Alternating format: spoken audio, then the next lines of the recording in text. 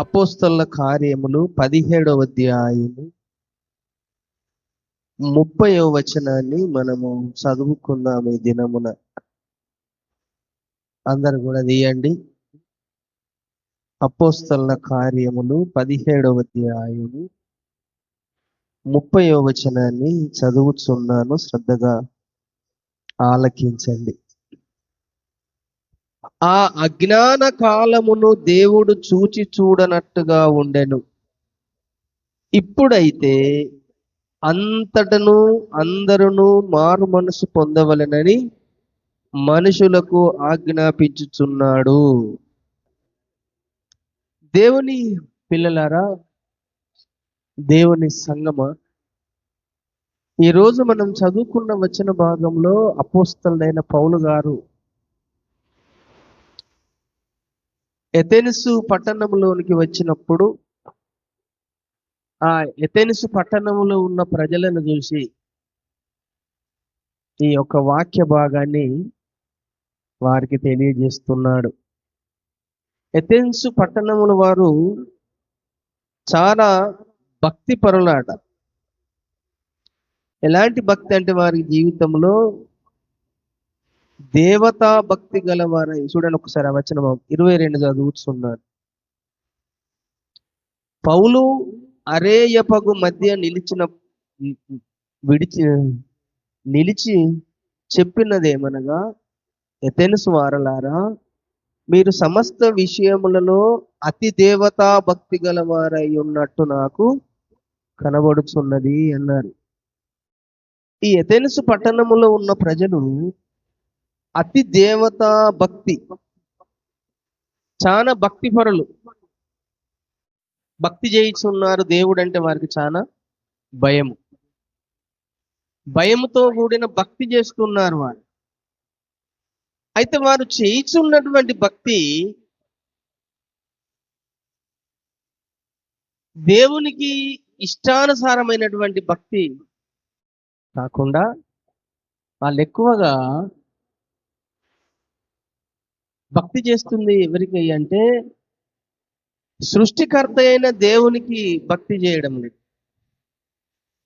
తమకు తామే కల్పించుకున్నటువంటి కొన్ని ప్రతిమలను పెట్టుకొని వాటికి భక్తి చేస్తున్నారు, వాటికి పూజ చేస్తున్నారు. భక్తిలో వారు చాలా ఆసక్తి పరులారు. అప్పుడు పౌలు గారు వారికి ఉన్నటువంటి ఆసక్తిని చూసి, వారికి ఉన్న భక్తి విధానాన్ని చూసి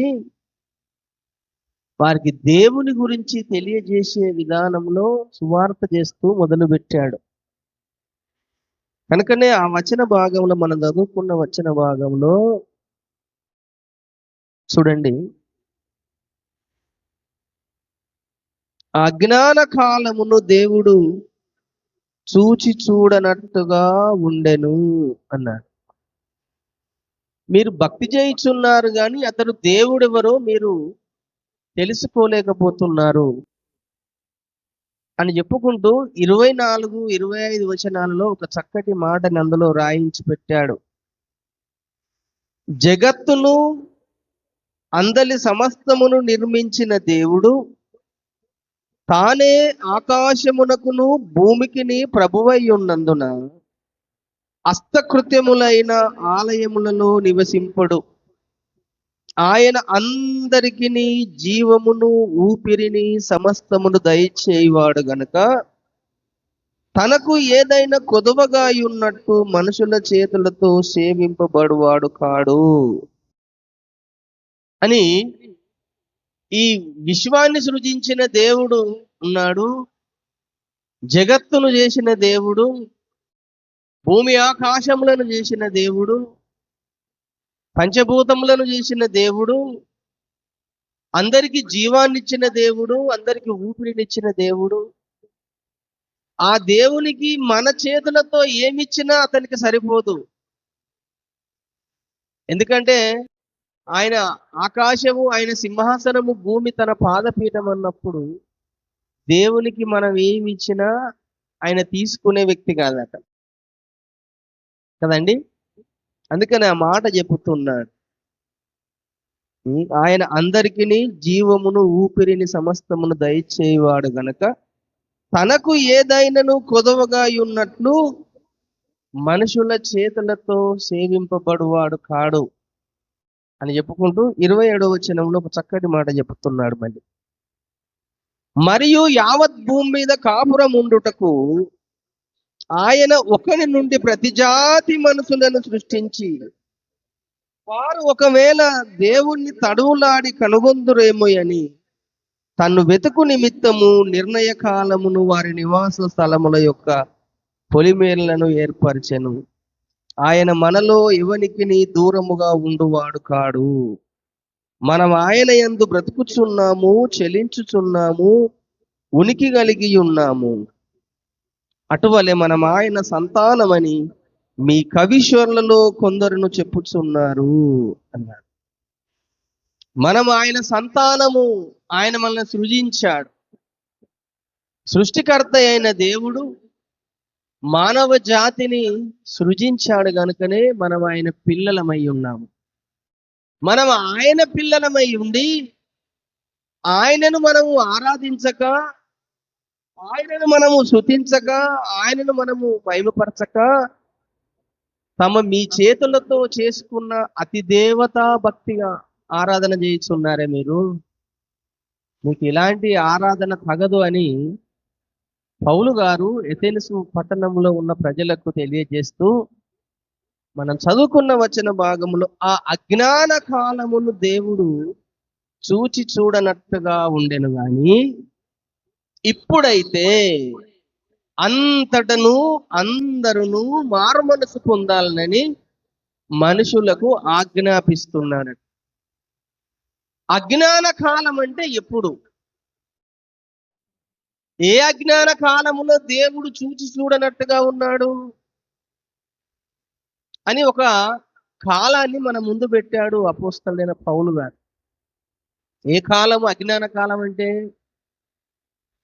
ఇప్పుడు మనం లేఖనాలను పరిశోధించితే అజ్ఞాన కాలము అని మనకు ఇక్కడ రాయబడిన మాటను మనం గ్రహిస్తే దేవుని యొక్క ధర్మశాస్త్రము భూమి మీదకి రాకమునుకున్న కాలమంతా అజ్ఞాన కాలమే.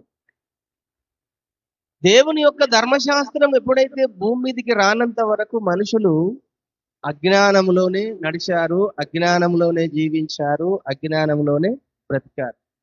వారికి తప్పేంటిదో తెలియదు, పాపమేంటిదో తెలియదు. వారికి ఏ విధమైనటువంటి విధానం తెలియకుండా వారు ఇష్టం వచ్చినట్టుగా బ్రతికారు. కానీ ఎప్పుడైతే దేవుడు ధర్మశాస్త్రాన్ని రాయించి పెట్టాడో ఆ ధర్మశాస్త్రం వచ్చిన తర్వాత మానవ జాతికి కొన్ని సూచనలు దేవుడు ఇచ్చాడు, కొన్ని పద్ధతులు పెట్టాడు. ధర్మశాస్త్రం వచ్చిన తర్వాత మానవులు ఏ పని చేయాలో, ఏ పని చేయకూడదో, ఏ పని చేస్తే పాపమో, ఏ పని చేస్తే పాపము కాదో కూడా కొన్ని విషయాలు ఆ ధర్మశాస్త్రములో రాయించి పెట్టాడు. ధర్మశాస్త్రం ఎప్పుడు వచ్చింది? మోషే కాలంలో వచ్చింది.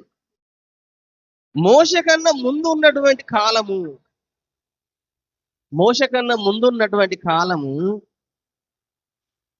ఆదాము మొదలుకొని అబ్రహాము, నోహావు కాలము, ఆనోకు కాలము, తర్వాత అబ్రహాము కాలము, ఇస్సాకు కాలము, యాకోబు కాలము, ఈ అన్ని కాలాలు గడిచిపోయాయి. దేవుడు భూమిని సృజించి భూమి మీద మొదటి మానవుణ్ణి నిర్మాణం చేసిన నాటి నుంచి అబ్రహాము కాలానికి వచ్చినప్పుడు 2000 సంవత్సరాలు గడిచిపోయాయి. ఆదాము మొదలుకొని అబ్రహామును దేవుడు ఎన్నుకునేంత వరకు జరిగిపోయిన కాలం ఎంతంటే 2000 సంవత్సరాల కాలం గడిచిపోయింది. ఆ 2000 సంవత్సరాల కాలం అంతా అజ్ఞాన కాలమే. జ్ఞానము కలిగిన కాలము కాదు. కనుకనే అప్పుడు ఎన్ని పొరపాట్లు చేసినా, ఎన్ని తప్పులు చేసినా దేవుడు చూసి చూడనట్టుగా ఉన్నాడు, క్షమించుకుంటూ పోయినాడు. ఎప్పుడైతే అబ్రహాము తర్వాత ఇస్సాకు వచ్చి యాకోబు వచ్చి వీరందరూ ఐగుప్తులోకి వెళ్ళిన తర్వాత 400 సంవత్సరముల తర్వాత మళ్ళీ 2400 సంవత్సరములకు మళ్ళీ 430 సంవత్సరాలు బానిసలుగా ఉంటే వాళ్ళ ఆరు నుంచి బయటకు వెళ్ళినప్పుడు ఇంచుమించు 450 సంవత్సరాలు అప్పుడు ధర్మశాస్త్రం మళ్ళీ మోషే ద్వారా దేవుడు రాయించాడు. దేవునికి స్తోత్రం కలుగును. అంటే 2500 సంవత్సరములకు ఇంచుమించు 500 సంవత్సరాలప్పుడు దేవుడు భూమి మీద ధర్మశాస్త్రాన్ని రాయించి ఇచ్చాడు మోషే ద్వారా. ఆ ధర్మశాస్త్రం ఎప్పుడైతే వచ్చిందో ఆ ధర్మశాస్త్రాన్ని దేవుని ప్రజలు చదువుకుంటూ దేవుని ప్రజలకు ధర్మశాస్త్రము తెలియజేసినప్పుడు ఏది తప్పో ఏది పొరపాటో అనేది తెలిసిపోయింది. మొట్టమొదటిసారిగా దేవుడు ఇశ్రాయేలుకి ఇచ్చిన ఆజ్ఞలను 10 ఆజ్ఞలు ఇచ్చాడు. మొట్టమొదటిసారి ఆ 10 ఆజ్ఞలను పాటించు అని చెప్పాడు దేవుడు. నిర్గమకాండం 20వ అధ్యాయంలో 10 ఆజ్ఞలు ఉన్నాయి.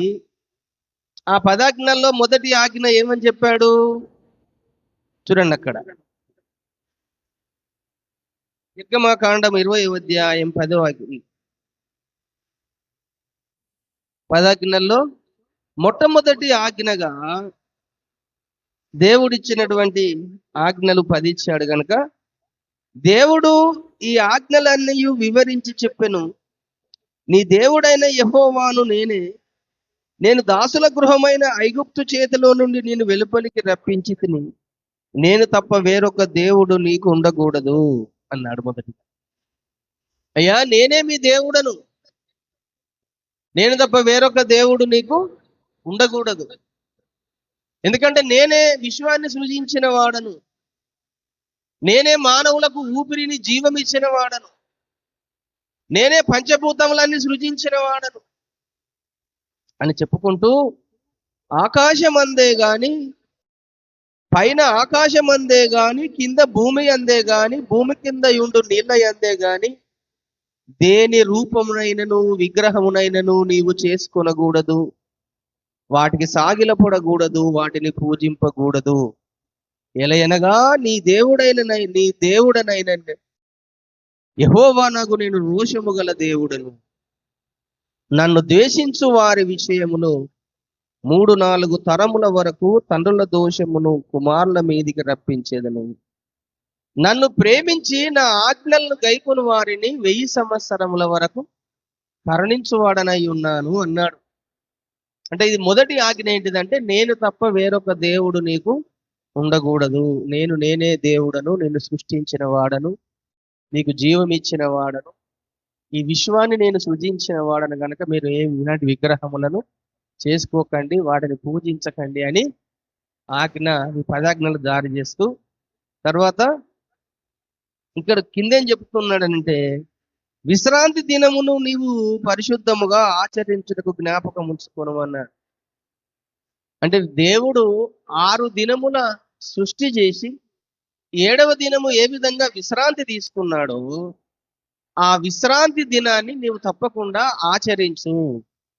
నీవు కూడా 6 దినములు నీ లోకములో పనులన్నీ చేసుకో, కానీ 7వ దినము అది నా దినము, మీరు వచ్చి నా సన్నిధికి నాకు కనబడాలి, మీరు వచ్చి నా మందిరంలో నాకు కనబడాలి, నన్ను ఆరాధించాలి, నన్ను కనపరచాలని ఆ విశ్రాంతి దినం గురించి మాట్లాడుకోవచ్చాడు.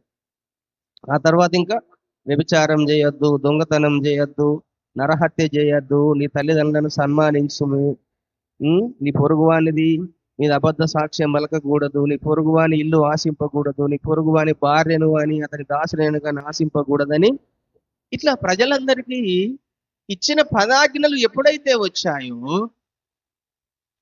ఈ ఆజ్ఞ ఎప్పుడైతే దేవుని నోట నుండి ఈ భూమి మీదకి వచ్చిందో సాతానుడు ఆజ్ఞను ఏం చేశాడట, తన వశము చేసుకొని మనుషులను పాపములో పడేశాడు.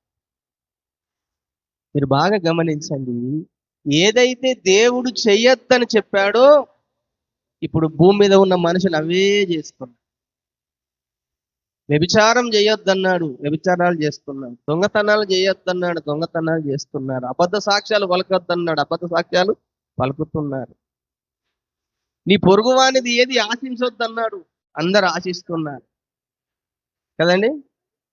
అంటే ఎప్పుడైతే ఆజ్ఞ అనేది ఒకటి వచ్చిందో, ఆ ఆజ్ఞను సాతానుడు తన వశము చేసుకొని పాపం అనేది లోకములోకి తీసుకొని వచ్చి, ఈ మాట చూడండి, రోమ పత్రికలో ఆ మాటని దేవుడు రాయించి పెట్టాడు. 7వ అధ్యాయం, రోమీలకు రాసిన పత్రిక 7వ అధ్యాయం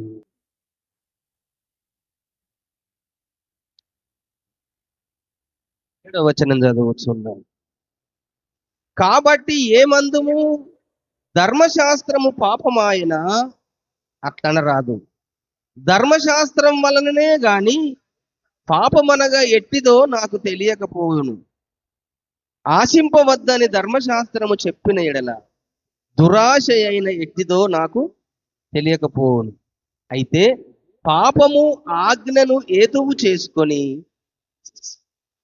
సకల విధమైన దురాశలను నాయందు పుట్టించెను. ధర్మశాస్త్రము లేనప్పుడు పాపము మృతము. ఒకప్పుడు నేను ధర్మశాస్త్రము లేకుండా జీవించుచుంటిని, కానీ ఆజ్ఞ వచ్చినప్పుడు పాపమునకు మరలా జీవమొచ్చెను, నేనైతే చనిపోతిని. అంటే ఎప్పుడైతే దేవుడు కొన్ని ఆజ్ఞలను ఈ భూమి మీద మానవ జాతికి, ప్రజలకు ఏదైతే చేయొద్దని చెప్పిండు, ఈ దుష్టుడు అది చేయించడానికే మనుషులను ప్రేరేపిస్తున్నాడు. విగ్రహారాధన చేయొద్దు అన్నాడు. ఈరోజు విగ్రహారాధన అంతా విస్తారంగా జరుగుతుంది కదండి. 6 దినములు కష్టపడి పని చేసుకున్న సన్నిధికి రండి అన్నాడు. ఎంతమంది వస్తున్నారు సన్నిధికి? ఇక్కడ అందరినీ దేవుని వాడు పాపంలో పడేస్తున్నాడు, సన్నిధికి రాకుండా చేస్తున్నాడు. దేవుడు చెప్పిన ఆజ్ఞను ఎప్పుడైతే నువ్వు అతిక్రమింపజేస్తావో అప్పుడే నీలోనికి పాపం వచ్చేస్తుంది. దేవుని ఆజ్ఞను పాటించినంత వరకు నీ మీద పాపం అనేది ఏలుబడి చేయదు. ఎప్పుడైతే నువ్వు ఆజ్ఞ అతిక్రమిస్తావో అప్పుడే పాపము నీలోనికి వస్తుంది అన్నాడు. చూడండి, యోహాను రాసిన మొదటి పత్రిక 3వ అధ్యాయము 3వ అధ్యాయం. యోహాను రాసిన మొదటి పత్రిక 3వ అధ్యాయంలో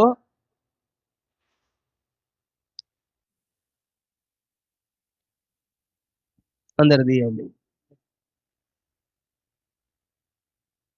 5వ వచనం 4వ వచనం. పాపము చేయు ప్రతివాడును ఆజ్ఞను అతిక్రమించును, ఆజ్ఞ అతిక్రమమే పాపం. పాపములను తీసివేయుటకై ఆయన ప్రత్యక్షమైనని మీకు తెలియను, ఆయన యందు పాపమేమీ లేదు. అంటే సాతానుడు నిన్ను పాపములో పడేయడానికి ఆజ్ఞను అతిక్రమింపజేస్తున్నాడు, ఆజ్ఞను పాటింపకుండా చేస్తున్నాడు. కనుక అజ్ఞాన కాలం అనేది ఒకటి వచ్చింది. ఆ అజ్ఞాన కాలాన్ని దేవుడు చూచి చూడనట్టుగా ఉన్నాడు. కానీ ఎప్పుడైతే ధర్మశాస్త్రం వచ్చేసిందో, ఆ ధర్మశాస్త్రం అనేది ఇశ్రాయేలీలకు మాత్రమే, ఎందుకంటే ఇశ్రాయేలు మాత్రమే ఆ ధర్మశాస్త్రాన్ని అనుసరించి నడుచుకున్నారు. మరి మానవ జాతికి ఏంటిదయ్యా? సకల మానవ జాతికి రక్షణ ఏ విధంగా కావాలి అని దేవుడు ఒక సమయాన, ఒక కాలాన ఆయనని తన సొంత కుమారుణ్ణి లోకానికి పంపించాడు. ఎందుకు? ఎవరు నశించిపోవడము ఆయనకు ఇష్టము లేదు అన్నాడు. ధర్మశాస్త్రం అనేది ఇశ్రాయేళ్లకు, యూదులకు మాత్రమే ధర్మశాస్త్రం దొరికింది, కానీ ఈ భూమి మీద ఉన్న 7 ఖండాలలో నివసించే ప్రజలకు ధర్మశాస్త్రం దొరకలేదు. కనుక ఇప్పుడు మానవ జాతి రక్షణ కావాలి, మానవులకు రక్షణ కావాలి, మానవులకు సువార్త ప్రకటించబడాలని ఆ దేవాతి దేవుడైనటువంటి ప్రభు తన కుమారుణ్ణి ఈ లోకానికి పంపించాడు మానవ జాతి రక్షణ కొరకు. కనుకనే అంతటను అందరూ మారు మనసు పొందాలని ఆశపడుతున్నాడు దేవుడు.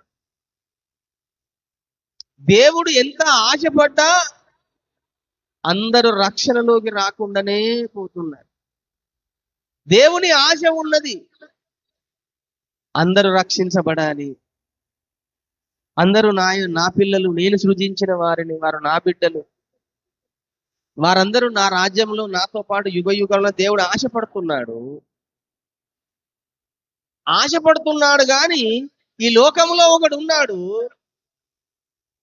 దేవుని ఆశను కాస్త తీరకుండా అడ్డుపడుతున్నాడు. ప్రజలందరినీ పాపములో పడేస్తున్నాడు.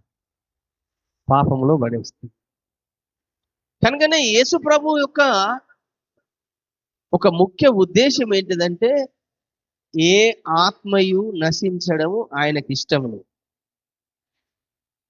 అసలు దేవుడికి తన సృజించిన పిల్లలు ఎవరు నరకానికి పోవడం ఆయనకి ఇష్టమే లేదు.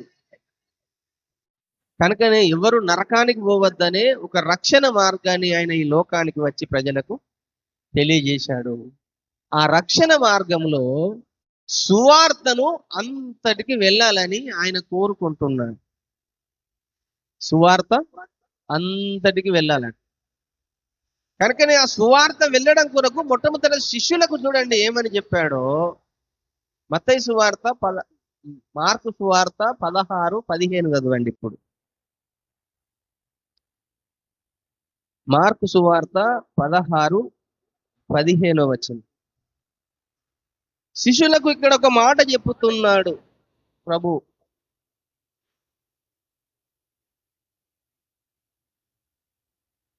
16-15 చదువుకుందాం. మరియు మీరు సర్వలోకమునకు వెళ్ళి సర్వ సృష్టికి సువార్తను ప్రకటించుడి. నమ్మి బాప్తిజం పొందిన వాడు రక్షించబడును, నమ్మని వానికి శిక్ష విధించబడును అని చెప్పారు. శిష్యులకు సువార్త అంతటా ప్రకటించబడాలి, 7 ఖండాల్లో ఉన్న ప్రజలకు సువార్త తెలియజేయబడాలి, రక్షణ కావాలి, వారికి రక్షణ పొందుకోవాలన్న ఒక ఉద్దేశంతో మీరు సర్వలోకానికి వెళ్ళి సర్వ సృష్టికి సువార్తను ప్రకటించుడి అని శిష్యులకు ఆజ్ఞాపించాడు. మత్తయి సువార్తలో మరి ఒక మాట చెబుతున్నాడు. మత్తయి సువార్త 28వ అధ్యాయము. మత్తయి సువార్త 28వ అధ్యాయంలో ఇక్కడ ఒక మాట చెబుతున్నాడు మళ్ళీ.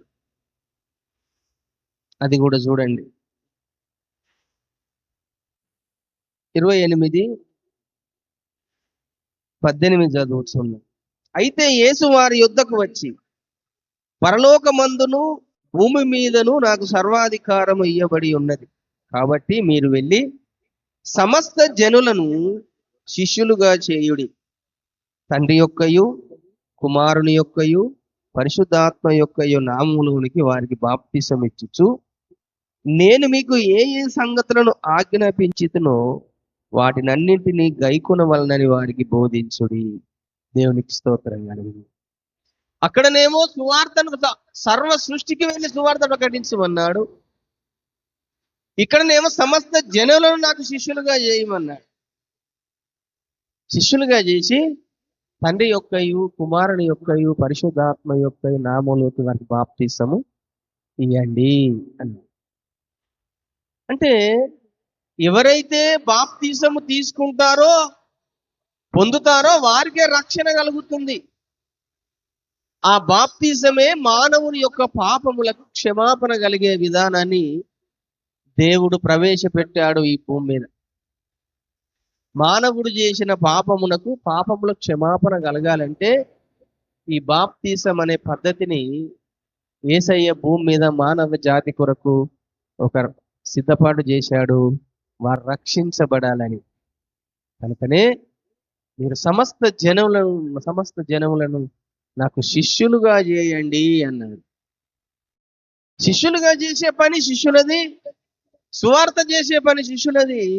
సువార్త సర్వలోకానికి వెళ్ళాలట. అది దేవుని యొక్క కోరిక, దేవుని యొక్క ఆశ. యేసు ప్రభు రాక మునుపు 2500 సంవత్సరములకు ధర్మశాస్త్రం వచ్చేసి ఇంకా ప్రవక్తల ద్వారా దేవుడు అనేక విషయాలు మాట్లాడుకుంటూ ఈ గ్రంథంలో రాయించి పెట్టాడు కానీ వారి ద్వారా ప్రపంచానికి సువార్త అందలేదు. కనుక యేసు ప్రభు శిష్యులకు చెప్పుతున్నాడయ్యా, మీరు సర్వలోకానికి వెళ్ళి సర్వ సృష్టికి సువార్త ప్రకటించే విధంగా మీరు వెళ్ళండి, సువార్తను ప్రకటించండి అన్నాడు. ఎందుకు సువార్తను ప్రకటించాలి అంటే దేవుని యొక్క ఆశ కోరిక ఏంటిదంటే ఈ భూమి మీదకి వచ్చిన ఏ మనుషుడు నశించిపోకూడదు, ఏ మనుషుడు నరకం అనే అగ్నిగుండంలోకి వెళ్ళకూడదు, ప్రతి ఒక్కడు దేవుని రాజ్యంలో ఉండాలి అనేది దేవుని యొక్క ఉద్దేశము, దేవుని యొక్క కోరిక. కనుక సర్వలోకానికి సువార్త ప్రకటించడం మొదలైంది యేసుప్రభు భూమి మీదకి వచ్చిన నాట నుంచి. ఇప్పుడు ఎన్ని సంవత్సరాలు అయిపోతుంది? 2000 సంవత్సరములు గడిచిపోయింది. అయినా 2000 సంవత్సరాల కాలం నుంచి కూడా సువార్త ప్రకటించబడుతూనే ఉన్నది, కానీ అంతటా సువార్త ఇంకా ప్రకటించబడతలేదు. కొన్ని ప్రాంతాలకే సువార్త వెళ్తుంది, కొన్ని ప్రాంతాలకే సువార్త వెళ్తుంది, కానీ దేవుడు రాకడ దగ్గర అవుతుంది. సువార్త అందకుండా దుష్టుడు కొంతమందిని ఎన్నుకొని సువార్త ప్రకటించకుండా అడ్డగిస్తున్నాడు. కొన్ని రాష్ట్రాలలో, కొన్ని దేశాలలో సువార్త ప్రకటించొద్దు అని వాళ్ళకు ఒక భయం కలుగుతుంది. వారు అడ్డగించడం కాదు, వారికి భయము కలుగుతుంది. అందరూ రేపు క్రైస్తవులు అయిపోతే మాకు ఏమి దొరకది, మమ్మల్ని కాంటోడు ఇవ్వలేడని కొన్ని కోణాలలో వారు దేవుని పనిని అడ్డగించాలని ఆశతో చూస్తున్నారు. మనుషుడు ఎన్ని రకాలుగా దేవుని పనిని ఆపాలని చూసినా ఆ పని ఆగకుండా ఉండేది కాదు. దేవుని పని జరిగించుకుంటూనే పోతాడు. దేవునికి స్తోత్రం కలుగును. ఎందుకు అనంటే సువార్త అందరికీ అందితేనే యేసు ప్రభు ఈ లోకానికి వస్తాడు. సువార్త సంపూర్తిగా అంది యేసు ప్రభు లోకానికి రాడు. చూడండి ఆ మాటని మత్తయి సువార్త 24లో చెప్తాడు. 24వ అధ్యాయము 14వ వచనం. మరియు ఈ రాజ్య సువార్త సకల జనములకు సాక్ష్యార్థమై లోకమందంతటను ప్రకటించబడును, అటు తర్వాత అంతము వచ్చును అన్నాడు. అంటే దేవుని యొక్క సువార్త సకల జనములకు వెళ్ళాలి, లోకమందంతట ప్రకటించబడాలి. అప్పుడు యేసయ్య మళ్ళీ భూమి మీదకి వస్తాడు. అది ప్రకటించడము సంపూర్తి కానంత వరకు యేసుప్రభు భూమి మీదకి రాడు. కనుకనే దుష్టుడు ఈ వాక్య భాగాన్ని వాడు మనసులో పెట్టుకొని కొన్ని దేశాలకు సువార్త అందకుండా ఆ రాజులను లేపుకుంటున్నాడు. మా దేశానికి సువార్త వద్దు, మా దేశానికి రక్షణ వద్దు అని కొంతమంది రాజులు, ఇప్పుడు ముస్లిం కంట్రీస్లు ఉన్నాయి కొన్ని ఉత్తర కొరియా ఆ ప్రాంతాలలో అక్కడక్కడ వేరే దేశాలలో కూడా సువార్త ప్రకటించకుండా ఆపివేసే ప్రయత్నము దుష్టుడు చేస్తున్నాడు. ఎన్ని చేసినా దేవుని యొక్క చిత్తమే నెరవేర్చబడుతుంది. మానవుని యొక్క ఆలోచన ఎప్పుడు కూడా ఏమి పని చేయదు. కనుక దేవుని సువార్త అనేది సర్వలోకములోకి వెళుతుంది 2000 సంవత్సరాల నుంచి. కానీ కొన్ని ప్రాంతాలలో ఇంకా సువార్త అందడం లేదు. ఆ సువార్త అందడం కొరకు దేవుడు అనేక మంది సేవకులను, సేవకురాళ్లను, సువార్థికులను, అపోస్తలులను, ప్రవక్తలను లేపుకొని విరివిరిగా దేవుని పని జరగాలని దేవుడు లేపుకుంటున్నాడు. అందరిని అంతటికి వెళ్ళాలి సువార్త. అందరూ రక్షించబడాలి అన్నటువంటి కోణములో దేవుడు అనేకులను లేపుకుంటున్నాడు. అంటే దినాలలో, చివరి దినాలలో ఉన్నాం. దేవుని రాకడ దగ్గర అవుతుంది, చాలా దగ్గర అవుతుంది. ఆ దగ్గర అవుతున్న సందర్భాలలో ఇప్పుడు సువార్త అనేది ప్రకటించబడుతుంది, విరివిరిగా ప్రకటించబడుతుంది. ఒకరోజు సువార్త నిలిపివేయబడుతుంది. సువార్త నిలిపివేయబడుతుంది. సువార్త సంపూర్తి అయిపోతుంది ఒకరోజు. ప్రకటన గ్రంథం 10వ అధ్యాయం 7వ వచనంలో రాస్తాడు ఆ మాట. చూడండి అక్కడ ఒకసారి. ప్రకటన గ్రంథం 10వ అధ్యాయం 7వ వచనంలో ఆ మాట రాస్తాడు. 7వ దూత పలుకు దినములలో అతడు బూర ఊదబోవుచుండగా దేవుడు తన దాసులకు ప్రవక్తలకు తెలిపిన సువార్త ప్రకారము దేవుని మర్మము సమాప్తి అగునని చెప్పెను. ఇప్పుడు ప్రకటించబడుతుంది, ఎంత అన్ని లోకాలకు వెళ్తుంది, అన్ని ప్రపంచాలకు వెళ్తుంది. కానీ ఒక రోజు సువార్త చెప్పడము ఆగిపోతుంది, నిలిచిపోతుంది. ఎప్పుడైతే సువార్త చెప్పడం ఆగిపోతుందో, నిలిచిపోతుందో, అప్పుడు 7వ బూర మోగుతుంది. భూమి మీద ఉన్న సంఘం అంతా వెళ్ళిపోతుంది. ఆ సువార్త ఎప్పుడు ముగుస్తుందంటే అంత్య దినాలలో, చివరి దినాలలో 2 వ్యక్తులు వస్తారండి. మన ప్రకటన గ్రంథము 11వ అధ్యాయంలో 2 వ్యక్తులను రాయించి పెట్టాడు దేవుడు. ఆ 2 వ్యక్తులకు దేవుడు అధికారం ఇచ్చాడు 3.5 సంవత్సరాల కాలం. ఆ 3.5 సంవత్సరాల కాలంలో వారొచ్చి విరివిరిగా ప్రపంచమంతటికి వారు సువార్త ప్రకటిస్తారు.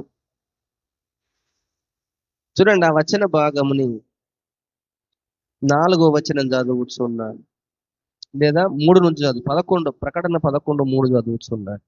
నేను నా 2 సాక్షులకు అధికారం ఇచ్చేదను, వారు గోనె పట్ట ధరించుకొని 1260 దినములు ప్రవచింతురు. వీరు భూలోకమునకు ప్రభువైన వాని ఎదుట నిలుచుతున్న 2 ఒలీవ చెట్టును దీప స్తంభములునై ఉన్నారు. దేవునికి స్తోత్రం కలుగునుగాక. నా 2 సాక్షులకు అధికారం ఇస్తున్నానన్నాడు దేవుడు. వారు 42 నెలలు ఈ భూమి మీద దేవుని పక్షమున నిలబడి సువార్తను విరిగా ప్రకటిస్తారు. ఇప్పుడు సువార్త చేస్తుంటే అందరూ అడ్డగిస్తున్నారు. కొన్ని దేశాలలో కానీ, ప్రాంతాలలో కానీ సువార్త చెప్పుకుంటే అడ్డగిస్తున్నారు. కానీ వారి ఎదుటికి వచ్చి ఆపే వ్యక్తి ఎవడు కూడా నిలవలేడు. ఎందుకు అనంటే వారి నోట నుండి అగ్ని బయలు వెళ్ళి వారిని దహించి వేస్తుందట. అంటే వారి నోటి నిండా అగ్ని ఉంటుందట. ఆ అగ్ని వెళ్ళి వారిని దహించి వేస్తుంది కనుక ఎవడును వారికి హాని చేయని ఉద్దేశించరాదు. ఆ 42 నెలలు వారు అంతటకు వెళ్తారు, అన్ని దేశాలకు వెళ్తారు, అన్ని రాష్ట్రాలకు వెళ్తారు. అంతట సువార్తను వారు ప్రకటిస్తారు. ఎప్పుడైతే సువార్త అనేది చెప్పడము నిలిచిపోతుందో, ఆగిపోతుందో, అప్పుడు యేసు ప్రభు మళ్ళీ భూమి మీదకి 2వసారి వచ్చేస్తారు. ఆ వచ్చే సమయానికి దేవుని భూమి మీద ఉన్న సంఘం అనేటువంటి మనమందరము పరిశుద్ధత కలిగి ఆయన ఎదుర్కొనుటకు శక్తిమంతులము కావాలట. యేసయ్య వస్తుంటే యేసయ్యని మనం ఎదుర్కోవడానికి శక్తిమంతులము కావాలి. ఆ శక్తి నువ్వు లేకపోతే నువ్వు ఎదుర్కోలేవు ప్రభుని. లూకా సువార్త 21వ అధ్యాయం చూడండి. లూకా సువార్త 21వ అధ్యాయంలో ఆ మాటని చెప్తాడు లూకా గారు. లూకా సువార్త 21వ అధ్యాయం చూశారండి. 36వ వచనం.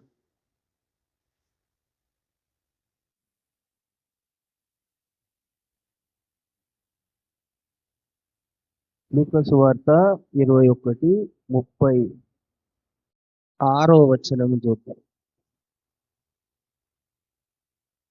కాబట్టి మీరు జరగబోవు వీటినెల్లను తప్పించుకొని మనిషి కుమారుని ఎదుట నిలువబడుటకు శక్తి గలవారగునట్లు ఎల్లప్పుడూ ప్రార్థన చేయిచు మెలకువగా ఉండడని చెప్పాను.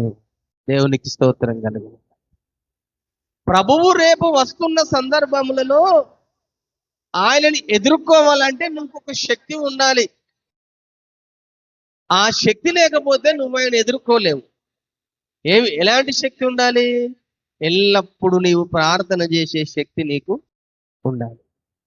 అనుదినము ప్రార్థన అనేది నీ ఇంటిలో ఉండాలి. ప్రతి ఉదయము మధ్యాహ్నం నీకు సమయం దొరికినప్పుడల్లా దేవునికి ప్రార్థన చేసి నీ అంతరంగ పురుషుణ్ణి, నీ ఆత్మను శక్తి చేత నింపుకోవాలి. పరిశుద్ధాత్మ దేవుని శక్తి చేత నింపుకోవాలి. పరిశుద్ధాత్మ శక్తి ఉండాలి, ప్రార్థన అనే శక్తి నీకు ఉండాలి. అప్పుడే నువ్వు శక్తిమంతుడు అవుతావు గనుక ఆయన ఎదుర్కోగలుగుతాం. శక్తి లేకపోతే ఆయన మనం ఎదుర్కోలేము.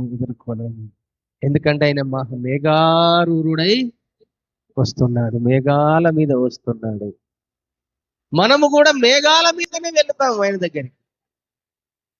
ఆయన ఈ భూమి మీదకి వచ్చి చనిపోయి సమాధి చేయబడి 3వ దినమున లేచి 40 దినములు మళ్ళీ అంతా సంచరించి చివరికి వెళ్ళేటప్పుడు ఆయన మేఘాల మీదనే కొనిపోబడ్డాడు. మళ్ళీ తిరిగి మేఘాల మీదనే ఈ భూమి మీదకి రాబోతున్నాడు.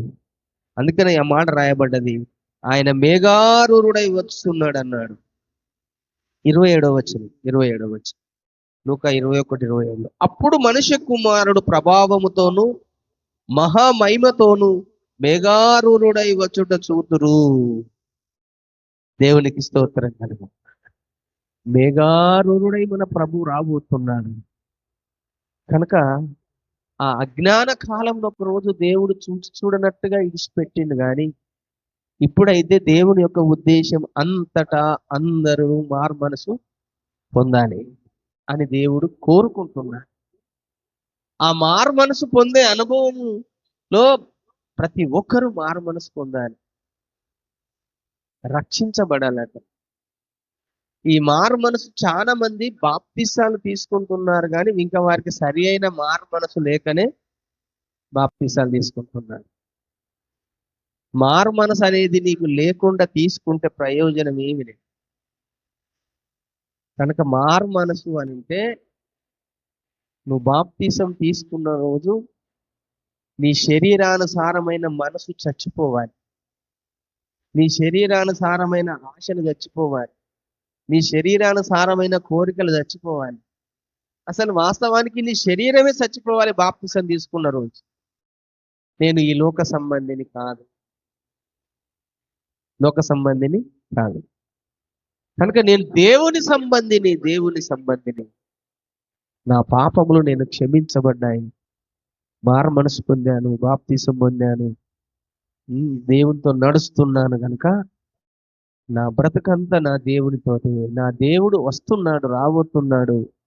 ఆయన వచ్చేటప్పుడు నేను ఎదుర్కొనడానికి నేను శక్తిమంతుని కావాలి, బలవంతుని కావాలి అనే కోణంలో ఎల్లప్పుడూ నీ ఇంట్లో ప్రార్థన ఉండాలి. మనం ఎంతగా ప్రార్థన చేస్తున్నాం ఒక్కసారి మీకే తెలియాలి. మీ ఉన్నాను ప్రార్థన జీవితం నీ ఇంటిలో లేకపోతే దుష్టుడు వచ్చి నీ ఇంటిలో సిస్టమ్ వేసుకొని కూర్చుంటాడు. నువ్వు ప్రార్థన ద్వారానే వాడిని జయించగలుగుతావు. ప్రార్థన ఉంటేనే నీ అంతరంగ పురుషునికి శక్తి వస్తుంది. ఆయన మేఘారూరుడై త్వరగా రాబోతున్నాడు. ఆ ఇద్దరు సాక్షులు కూడా ఆయన కంటే ముందు రాబోతున్నారు. యేసయ్య శరీరధారిగా ఈ లోకానికి వచ్చే సమయానికి బాప్తిసం ఇచ్చి యోహాను ఏ విధంగా వచ్చి సమస్తాన్ని చక్కబెట్టాడో, దేవుని త్రోవలు మార్గాలను సరిచేసేటట్టుగా ఆయన బాప్తిసం ఇచ్చి యోహాను వచ్చి ఆయన త్రోవలు సరాలం చేసి ఆయన మార్గాలను సిద్ధపరిచి పెట్టాడు యేసయ్య రావడానికి ముందు. అలాగనే ఇప్పుడు యేసయ్య రావడానికి ముందు ఇద్దరు సాక్షులు రాబోతున్నారు.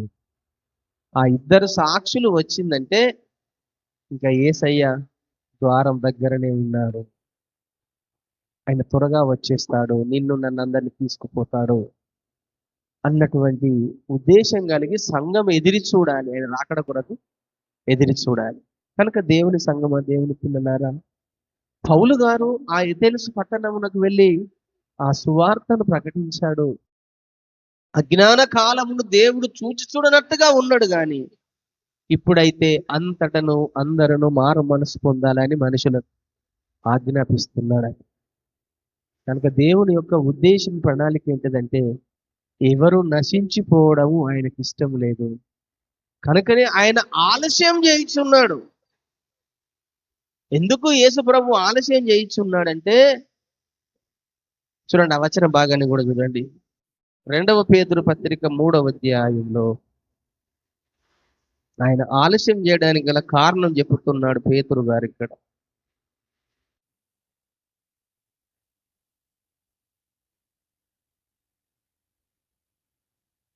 9వ వచనం చదువుతున్నాను. 2 పేతురు 3:9.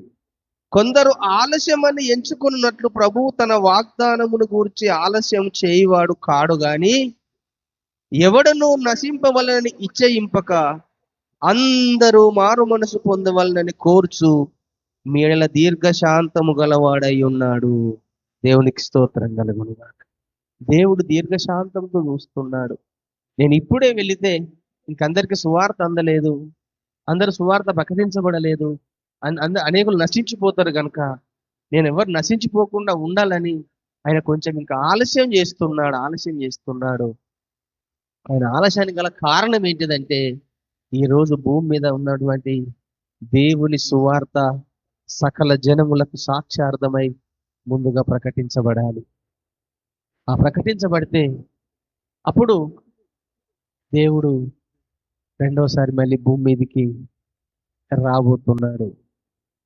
దాని కొరకు మనం కనిపెట్టుచు ఎంతో భక్తితోనూ పరిశుద్ధ ప్రవర్తనతోనూ నీతిగా, న్యాయంగా, పరిశుద్ధముగా, యథార్థంగా జీవించే జీవితాన్ని కలిగి ఉంది మనము దేవునికి పిల్లలమని, దేవుని పట్టణానికి వారసులమని, దేవుని రాజ్యంలో యుగయుగాలు జీవించేవారమని మీరు గుర్తెరిగి ఆయన మన దేవుడు పరిశుద్ధుడై ఉన్నట్టుగా మన సమస్త ప్రవర్తనల యందు పరిశుద్ధత కలిగి ఉండాలట. ఆ పరిశుద్ధత లేకపోతే ఎవరు కూడా దేవుని రాజ్యంలో ఉండరు. ఆ పరిశుద్ధత కలిగి నువ్వు ఉంటేనే దేవుని రాజ్యంలో యుగయుగాలు ఆయనతో కలిసి ఉంటారు. కనుక మానవునికి ముఖ్యమైనటువంటి ఉద్దేశం ఏంటంటే ఈ లోకాన్ని విడిచిన తర్వాత నేను దేవుని రాజ్యమును సంపాదించుకోవాలి, దేవుని రాజ్యములో ఉండాలి, దేవునితో యుగయుగాలు జీవించాలన్న ఆశ కలిగి వారు భక్తి చేసేవారుగా ఉండాలి తప్ప మన భక్తి ఎలా ఉండాలట? ఈ లోకాన్ని నేను విడిచిన తర్వాత నేను దేవుని రాజ్యంలో యుగయుగాలు ఆయనతో పాటు కలిసి ఉండాలి, ఆయనలో ఉండాలి. కనుక నా దేవునితో పాటు నేను ఎల్లప్పుడూ నేను దేవునితోనే ఆయన రాజ్యంలో ఉండాలనే ఆశకు భక్తి చేస్తుంటే అప్పుడు మనం భక్తి చేసే భక్తి మనకు చాలా విలువనిస్తుంది. కనుక అక్కడ ఉన్నటువంటి వాళ్ళు కూడా అతి దేవతా భక్తి కలిగిన వారేనంట. ఎథెన్స్ పట్టణంలో ఉన్నవారు వారు భక్తి చేయిస్తున్నారు కానీ వారికి నిత్యత్వం లేదు మీకు అని చెప్పడం కొరకు పౌలు గారు ఆ మాట మాట్లాడారు. కనుక ఈరోజు చాలా మంది భక్తి చేయిస్తున్నారు కానీ నీ భక్తి నిన్ను దేవుని రాజ్యంలోకి చేరుస్తుందా? నీ భక్తి నిన్ను యుగయుగాలు దేవుని రాజ్యంలో ఉంచుతుందా? ఆలోచన చేసుకో కుమారుడా, కుమార్తె.